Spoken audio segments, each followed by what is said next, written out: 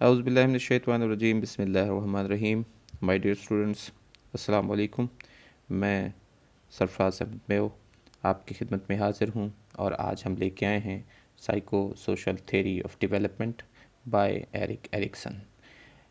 Ericsson का ये नफ्सियाती और समाजी नशोनुमा का नज़रिया, इसमें कौन कौन से मदारिज हैं, कौन कौन से स्टेजेस हैं और हर स्टेज पर क्या डेवलपमेंट होती है और बच्चों को जो चाइल्डहुड है उस पर उसके क्या असरात मुरतब हो सकते हैं उस डेवलपमेंट के। तो आइए इसके बारे में हम डिटेल में जानने की कोशिश करते हैं और आपको साइको सोशल डेवलपमेंट जो है उसको समझाने की कोशिश करते हैं। तो आइए आज के लेक्चर का आगाज़ करते हैं। एरिक्सन की जो थ्योरी है साइको सोशल डेवलपमेंट की, ये एक बेस्ट नाउन थेरीज़ कंसिडर होती है पर्सनालिटी की थेरीज़ के अंदर और डेवलपमेंट की थेरीज़ के अंदर। तो एरिक्सन का बिलीव था कि जो पर्सनालिटी है वो एक सीरीज़ जो है स्टेजेस की सीरीज़ है, उसमें उसकी डेवलपमेंट होती है। तो एरिक्सन की जो थेरी है उसने डिस्क्राइब किया था the impact of social experience across the whole life span, के सोशल एक्सपीरियंसेस का इम्पैक्ट क्या होता है तमाम ज़िंदगी में। इसमें ईगो आइडेंटिटी जो है ये एक कॉन्शियस सेंस ऑफ सेल्फ होती है, यानी ज़ात की एक कॉन्शियस सेल्फ होती है जिसको इंसान सोशल इंटरेक्शन के ज़रिए से डेवलप करता है। यानी ईगो आइडेंटिटी जो है वो सोशल इंटरेक्शन के ज़रिए से उसकी डेवलपमेंट होती है। तो एरिक्सन के नज़दीक हमारी जो ईगो आइडेंटिटी है वो कॉन्स्टेंटली चेंज होती है जैसे ही हमें ज़िंदगी में नए एक्सपीरियंसेस करने होते हैं और नई इन्फॉर्मेशन हम डेली इंटरेक्शन से जब लोगों के साथ मिलते हैं तो उसकी वजह से हासिल करते हैं। इसके अलावा जो ईगो आइडेंटिटी है, एरिक्सन का बिलीव है कि ये एक सेंस है कॉम्पिटेंस की, जो कि मोटिवेट करती है हमारे बिहेवियर को और हमारे एक्शंस को।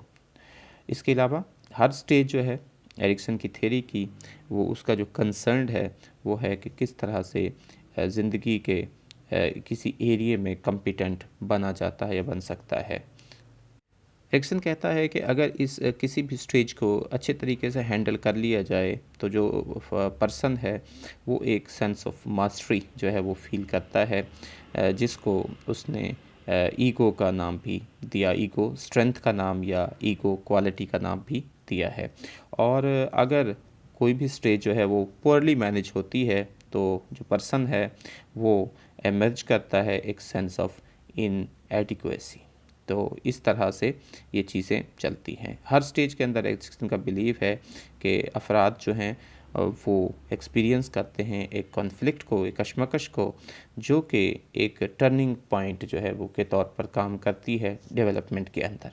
एरिक्सन का नज़रिया है कि ये जो कॉन्फ्लिक्ट्स हैं वो सेंटर होते हैं डेवलपिंग के अंदर, कोई भी हमारी जो साइकोलॉजिकल क्वालिटी है उसकी डेवलपमेंट के अंदर, और ये इसी जो क्वालिटी है उसको फेल करने में, यानी और उसको डेवलप करने में फेल भी हो सकते हैं। तो इन औकात के दौरान ये इस वक्त में जो पोटेंशियल होती है पर्सनल ग्रोथ की वो हाई होती है, बट वो कहता है कि यही जो है पोटेंशियल वो फेलियर के लिए भी हो सकती है। तो एरिक्सन ने ये जो अपना नज़रिया पेश किया था, ये फ्राइड का जो नज़रिया था कंसेप्ट ऑफ ईगो, उसके नज़रिए के तौर पर की बुनियाद पर पेश किया था। और ये जो नज़रिया है तफसीली तौर पर फ़र्द की पैदाइश से लेकर मौत तक सारी ज़िंदगी जो है वो जारी रहता है। एरिक्सन ने इसमें 8 जो है वो स्टेजेस बयान की हैं और हर इसके मुताबिक हर जो स्टेज है या जो दर्जा है उस पर फ़र्द को एक डेवलपमेंटल जो है क्राइसिस का सामना करना पड़ता है। ये कौन से क्राइसिस हैं जो कि, और ये स्टेजेस कौन सी हैं, तो आइए उनके बारे में बात करते हैं। सबसे पहली जो साइको सोशल स्टेज 1 है उसको ट्रस्ट वर्सेस मिसट्रस्ट कहते हैं। ये मरहला पैदाइश से लेकर 1.5 साल तक की उम्र का होता है। इसमें पैदाइश से 1.5 साल की उम्र तक का मरहला, और इसमें हर बच्चा मुकम्मल तौर पर अपने वालिदैन और दूसरे अफराद जो उसकी देखभाल करते हैं उन्हीं पर ट्रस्ट करता है। यही अफराद बच्चे की ज़रूरियात को जो है पूरा करते हैं। इस मरहले में बच्चे की अगर ज़रूरियात पूरी ना हो तो वो अपने वालिदैन पर एतमाद करना जो है वो, अगर उसकी ज़रूरत पूरी होंगी तो वो अपने वालिदैन पर एतमाद करना सीखता है, बच्चे के अंदर एतमाद पैदा होता है। माँ अगर बच्चे को छोड़ जाए और वापस बच्चे के पास आ जाए तो बच्चे में एतमाद पैदा होता है। अगर माँ देर से वापस आए तो बच्चा रोता है, जिससे बच्चे में एतमाद की कमी वाक़या होती है। तो बच्चा इस मरहले में वालिदैन और दूसरे जो देखभाल करने वाले अफराद होते हैं उनको काबिल एतमाद समझता है, उन्हीं की बदौलत वो एतमाद करना सीखता है। अगर वालिदैन और दूसरे दीगर अफराद उसकी ज़रूरियात को पूरा ना करें, उसकी देखभाल ना करें, उसको डांटें या उसके साथ अच्छा सलूक ना करें, तो बच्चा जो है वो अदम एतमादी का शिकार हो जाता है और दूसरों पर एतमाद करने के काबिल नहीं हो पाता। तो इसमें बहुत ज़्यादा ज़रूरत है कि वालिदैन की मोहब्बत और कुर्बत हासिल हो। अगर मोहब्बत या कुर्बत मैसर ना होगी तो बच्चे में मिसट्रस्ट जो है वो पैदा होता है, जिसकी वजह से बच्चे को ख़ुद पर एतमाद यानी ट्रस्ट नहीं रहता। इस मरहले के कामयाब या नाकाम असरात नशोनुमा के अगले मरहले में मुंतकिल हो जाते हैं। इसके बाद दूसरी जो स्टेज आ जाती है autonomy versus shame and doubt की है। ये सेकंड जो स्टेज है 1.5 साल से 3 साल की उम्र तक का अरसा होता है और इसमें जो साइको सोशल डेवलपमेंट है अर्ली अडल्टहुड के अंदर होती है और इसमें जो फोकस होता है बच्चों का वो होता है उनके अंदर पर्सनल कंट्रोल की जो है वो सेंस डेवलप होती है। फ्राइड की तरह एरिक्सन का बिलीव था कि जो टॉयलेट ट्रेनिंग है वो एक वाइटल पार्ट है, बहुत ज़रूरी हिस्सा है इस मरहले का। एरिक्सन की जो रीजनिंग है वो थोड़ी मुख्तलिफ है फ्राइड से। एरिक्सन का बिलीव है कि जो लर्निंग है कंट्रोल करने की अपनी बॉडीली फंक्शंस को, ये इंसान के अंदर फीलिंग ऑफ कंट्रोल पैदा करती है और सेंस ऑफ इंडिपेंडेंसी पैदा करती है। दूसरी जो इम्पोर्टेंट इवेंट है जैसे कि ज़्यादा कंट्रोल हासिल करना है फूड चॉइसेस के ऊपर, टॉय प्रेफरेंसेस के ऊपर या क्लोथिंग सिलेक्शन के ऊपर, ये बहुत इंपॉर्टेंट है। तो जब बच्चे जो सक्सेसफुली कंप्लीट करते हैं इस स्टेज को, वो अपने आप को सिक्योर फील करते हैं, कॉन्फिडेंट फील करते हैं। और जो बच्चे इस को नहीं कर पाते हैं और मुकम्मल नहीं कर पाते हैं तो उनके अंदर जो है एक सेंस ऑफ इनएडिक्वेसी और सेल्फ डाउट की जो है वो सेंस जो है वो पैदा होती है। इस मरहले में हौसला अफजाई जो है वो बहुत इम्पोर्टेंट है। तो अगर हौसला अफजाई की जाए तो बच्चे के अंदर ख़ुद मुख्तारी का एहसास पैदा होता है, बच्चे के अंदर मज़ीद इस तरह के काम करने की लगन पैदा हो जाती है जिसमें उसकी हौसला अफजाई की जाती है और इसी तरह से बच्चा जो है वो नई महारतें और काम को सीखता है। दूसरी तरफ अगर वालिदैन या उसके दूसरे देखभाल करने वाले अफराद बच्चे को ख़ुद से काम ना करने दें, उसकी हद से ज़्यादा उसकी हिफाजत और निगहदाश्त करें, उसकी बहुत ज़्यादा उसके पास केयर करें, तो फिर क्या होता है वो केयर दूसरी तरह से है, यानी उसको कोई काम करने से रोका जाए और बहुत ज़्यादा उसके ऊपर सख्ती हो मामलात में, तो बच्चे की जो सरगर्मियाँ हैं उनकी हौसला अफजाई जो है वो ना की जाए तो फिर बच्चे के अंदर झिझक पैदा होती है और शक पैदा होती है जिसको इनएडिक्वेसी और सेल्फ डाउट कहा जाता है। तो ये बहुत इंपॉर्टेंट चीज़ें हैं। तो इस एज में बहुत ज़्यादा ज़रूरी है कि बच्चे का मजाक ना उड़ा जाए। किसी भी काम को अगर बच्चा कोई काम गलत कर देता है तो उसका मजाक ना उड़ाया जाए, बल्कि उसकी हौसला अफजाई की जाए कि वो मज़ीद आगे उसको बेहतर तरीके से करे। इसकी वजह से बच्चे के अंदर ख़ुद मुख्तारी पैदा होती है। Psycho social stage number 3 initiative versus guilt है। ये मरहला 3 साल से 6 साल तक की ज़िंदगी पर मुहित है। इस दौर में बच्चा जो है अपनी मर्ज़ी से काम करना चाहता है, वो मुख्तलिफ़ कामों को सीखता है, वो दुनिया पर अपने जो है वो खेल के ज़रिए से या दूसरे सोशल इंटरेक्शंस के ज़रिए से अपनी जो है वो पावर को असर्ट करना शुरू कर देता है, अपने कंट्रोल को जो है वो असर्ट करना शुरू कर देता है। तो वो बच्चे जो सक्सेसफुली स्टेज में होते हैं वो अपने आप को कैपेबल समझते हैं और इस काबिल समझते हैं कि वो दूसरों पर हुक्मरानी, दूसरों को लीड करें। और जो फेल हो जाते हैं वो इन स्किल्स को हासिल करने में या वो नाकाम रह जाते हैं तो उनके अंदर एक सेंस ऑफ गिल्ट और सेल्फ डाउट और लैक ऑफ इनिशिएटिव पैदा हो जाती है। तो इस दौर में वालिदैन या दूसरे अफराद जो इस बच्चे की देखभाल करते हैं, बच्चे के काम और सरगर्मियों पर उसकी हौसला अफजाई करें, तो इससे बच्चे के अंदर पहल कदमी यानी उसके अंदर इनिशिएटिव की सलाहियत जो है वो पैदा होती है। वालिदैन को चाहिए कि वो अपने बच्चे की जो है सरगर्मियों की हौसला अफजाई करें, बेहतर तरीके से उसकी रहनुमाई करें ताकि बच्चा अपने अंदर ख़ुद मुख्तारी और पहल कदमी यानी उसके अंदर इनिशिएटिव जो है उसकी एबिलिटी जो है वो उसको कायम कर सके। लेकिन इसके ऑपोजिट अगर उसमें इन सरगर्मियों को करने से रोका जाएगा, उसकी हौसला अफजाई नहीं की जाएगी, उसे डांट टपट कर खामोश कर दिया जाएगा, तो बच्चे के अंदर जो है वो गिल्ट पैदा हो जाती है। फिर बच्चे के अंदर जो है वो कॉन्फ्लिक्ट्स पैदा होते हैं, बच्चे के अंदर जो है वो डिसीज़न मेकिंग जो है उसकी सलाहियत में कमी वाक़या हो जाती है और सबसे बढ़कर बच्चे के अंदर जो है वो गिल्ट बढ़ता जाता है। तो बच्चा जो है ख़ुद पर बहुत ज़्यादा कंट्रोल करना शुरू कर देता है और कोई भी बच्चा जो है वो फिर इनिशिएटिव से ये चीज़ें उसे रोक लेती हैं, पहलकदमी से उसे रोक लेती हैं। तो इसलिए इन चीज़ों का ख़ास तौर पर इसमें ख्याल रखना चाहिए। इसके बाद नेक्स्ट जो हमारी स्टेज है, फोर्थ स्टेज है psycho social stage 4, industry versus inferiority. तो ये स्टेज जो है वो कवर करती है अर्ली स्कूल ईयर्स को फ्रॉम अप्रॉक्सीमेटली 6 से 12 साल का ये अरसा होता है। इसमें सोशल इंटरेक्शन होता है और बच्चों के अंदर एक सेंस ऑफ प्राइड जो है, उनकी किसी भी काम को करने में उनकी एबिलिटीज़ के अंदर एक सोशल प्राइड जो है वो समाजी फ़ख्र उनके अंदर यहाँ पर पैदा होता है।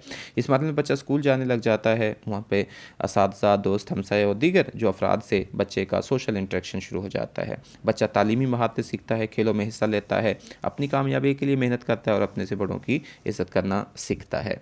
इस दौर में बच्चा मेहनत करता है, उसके अंदर आगे बढ़ने का जज्बा होता है। अगर बच्चे की मेहनत और आगे बढ़ने के जज्बे की हौसला अफजाई की जाए तो बच्चे के अंदर मेहनत करने की लगन बहुत ज़्यादा बढ़ जाती है। मगर अगर यहाँ पर बच्चे के अंदर बच्चा जो है वो एहसास कमतरी का यानी इन्फeriority कम्प्लेक्स का शिकार भी हो सकता है। अगर बच्चा थोड़ा मेंटली रिटार्टेड है या थोड़ा स्लो लर्नर है तो फिर बच्चा जो है दूसरों की निस्बत उसके अंदर थोड़ी सी अगर कमी है तो उसकी जो स्कूल की कारकर्दगी दूसरे बच्चों से कमज़ोर है तो बच्चे के अंदर एहसास कमतरी पैदा हो जाती है। अगर बच्चे को वालिदैन और असातिज़ा डांट डपट करें और उसकी हौसला शिकनी करें तो इससे भी बच्चे के अंदर एहसास कमतरी जो है वो पैदा होती है और बच्चा ख़ुद को दूसरों से कमतर तस्वर करने लग जाता है। तो इसमें ज़रूरी चीज़ ये है कि अगर बंदे के अंदर कोई साइकोलॉजिकल प्रॉब्लम भी है, कोई चीज़ें भी हैं, तो उसको हौसला अफजाई की जाए, उसको मौका दिया जाए आगे बढ़ने का, ताकि उसके अंदर इन्फeriority कम्प्लेक्स का वो शिकार ना हो। बाद साइको सोशल स्टेज 5 आ जाती है, आइडेंटिटी वर्सेस कन्फ्यूज़न जो है, ये एडोलेसेंस की स्टेज है और यहाँ पर बच्चा जो है एक्सप्लोर करता है, अपनी इंडिपेंडेंस को एक्सप्लोर कर लेता है और एक अपने अंदर सेंस ऑफ जो है वो डेवलप कर लेता है, सेंस ऑफ सेल्फ की, अपनी ज़ात की पहचान करना शुरू कर देता है, उसको शनाख्त का तस्वर इसके अंदर पैदा हो जाता है। और इस दौर में उनको बहुत सी जो मामूलात ज़िंदगी है उनसे मुतालिक जो है वो कॉन्फ्लिक्ट्स का भी, उनका ख़तरात का सामना भी करना पड़ता है। इस दौर में उनकी जो परेशानी है और जो उनकी जो एक्टिविटीज़ हैं, चाइल्डहुड एक्टिविटीज़ हैं, वो उनके रोल कन्फ्यूज़न का शक्ल में सामने आती हैं। इस दौर में जो बच्चे अपनी शनाख्त करने में कामयाब हो जाते हैं वो ये समझ लेते हैं और तय कर लेते हैं कि उन्होंने मुस्तकबिल में क्या बनना है और किस सिमत में जाना है। यानी यहाँ से उनके बेसिकली डिसीज़न स्टार्ट होता है कि उन्होंने आगे क्या करना है। तो जो प्रॉपर इंकरेजमेंट हासिल करते हैं और रीइंफोर्समेंट अपने पर्सनल एक्सप्रेशन से वो इमर्ज कर लेते हैं स्टेज को, एक स्ट्रॉन्ग सेंस ऑफ सेल्फ उनके अंदर पैदा हो जाती है। और अगर यहाँ पर वो नाकाम हो जाते हैं इंडिपेंडेंस में और अपने कंट्रोल में, तो those who remain sure of their beliefs, जिनको अपने बिलीफ पर यकीन नहीं होता, अपनी डिज़ायर्स पर, तो वो इनसिक्योर फील करते हैं और कंफ्यूज फील करते हैं। तो ज़रूरी है यहाँ पर कि बच्चे को यहाँ से उसको ट्रेन किया जाए। इस मंजिल पर आकर जो ये 5वीं स्टेज आ जाती है और 12 साल की उम्र में आती है और ये बलोगत तक दौर पर जारी रहती है, तो यहाँ पर बच्चों को जो है वो क्लियरली अपना पता होना चाहिए कि वो फ्यूचर में क्या करने वाले हैं और उनकी एक्टिविटीज़ किस तरफ जा रही हैं। तो इसके बाद जो नेक्स्ट स्टेज शुरू होती है, स्टेज 6 है, इंटीमेसी वर्सेस आइसोलेशन की।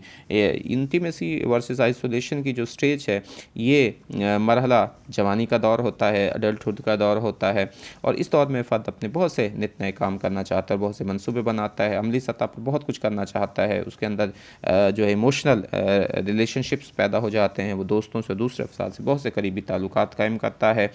इसी तरह वो एक अपने प्रोफेशन का इंतखाब यहाँ पे कर लेता है। एरिक्सन का बिलीव है कि एक वाइटल है पीपल्स के लिए कि वो क्लोज कमिटेड रिलेशनशिप दूसरों के अंदर, अफराद के अंदर पैदा करें। तो जो इसमें कामयाब हो जाते हैं इस स्टेप पर, तो वो रिलेशनशिप कायम कर लेते हैं, कमिटेड हो जाते हैं और सिक्योर हो जाते हैं, उनके अंदर इंटीमेसी पाई जाती है। जो यहाँ पर अपने रिलेशंस में नाकाम हो जाते हैं तो फिर वो कहता है, एरिक्सन कहता है कि उनके अंदर पर्सनल आइडेंटिटी की वो नहीं पैदा हो पाती, तो फिर वहाँ पर जो है वो आइसोलेशन का शिकार हो जाते हैं। एक पोअर सेंस ऑफ सेल्फ उनके अंदर लेस कमिटेड रिलेशनशिप्स होते हैं और ये उसकी वजह से उन्हें इमोशनल आइसोलेशन का सामना, लोनलीनेस का और डिप्रेशन का सामना करना पड़ सकता है। इसके बाद हमारी साइको सोशल स्टेज नंबर 7 है जनरेटिविटी वर्सेस स्टेग्नेशन। ये बेसिकली इसका ये जवानी से अडल्टहुड से इसका आगाज़ होता है और इसके बाद ये जो है लेट लाइफ तक जारी रहती है, यानी ओल्ड एज तक जारी रहती है।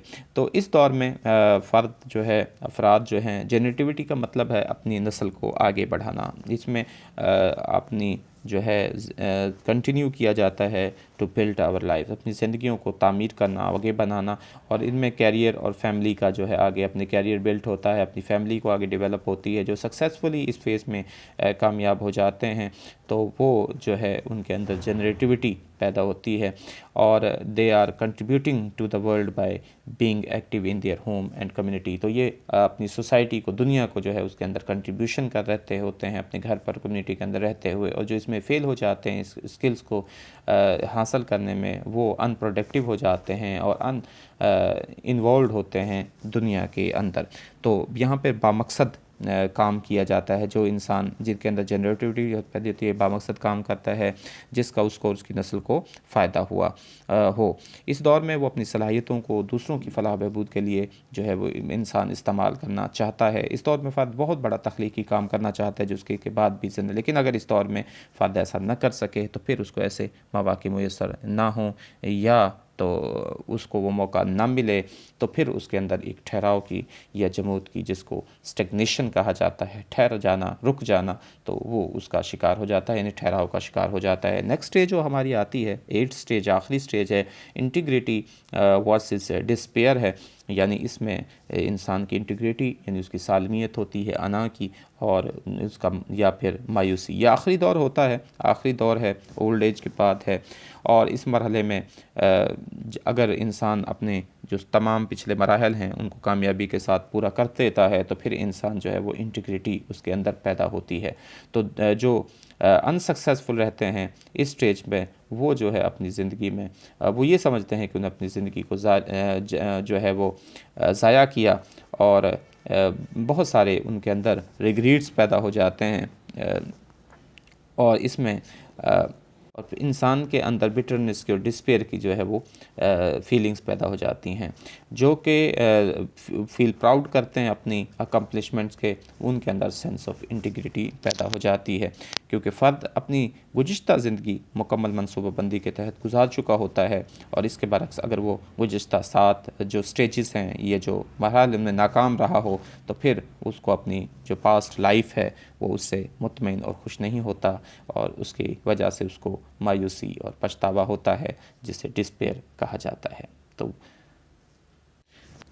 ये तो था जी आज का हमारा नज़रिया। ये psycho social theory of development थी एरिक्सन की, जिसमें उसने 8 स्टेजेस को या क्राइसिस को जो है वो बयान किया, उससे किस तरह निपटा जा सकता है और किन चीज़ों का ख्याल रखना चाहिए, वो हमने आपके सामने पेश की। उम्मीद है कि आपको ये लेक्चर क्लियर हो गया होगा, आपको ये लेक्चर पसंद आया होगा।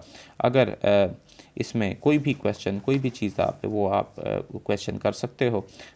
अल्लाह ताला से दुआ है कि अल्लाह ताला आपको एक कामयाब ज़िंदगी अता फ़रमाए, आपको ज़िंदगी के हर स्टेज पर जो है वो कामयाबी के साथ उसको गुजारने की तौफ़ीक नसीब फ़रमाए। अल्लाह ताला आपका एक रोशन मुस्तक़बिल आपको दे। अल्लाह ताला आपकी ज़िंदगी में आसानियाँ नसीब फ़रमाए और आसानियाँ तक़सीम करने की तौफ़ीक नसीब फ़रमाए। आपका बहुत शुक्रिया, दुआ में याद रखिएगा। अल्लाह।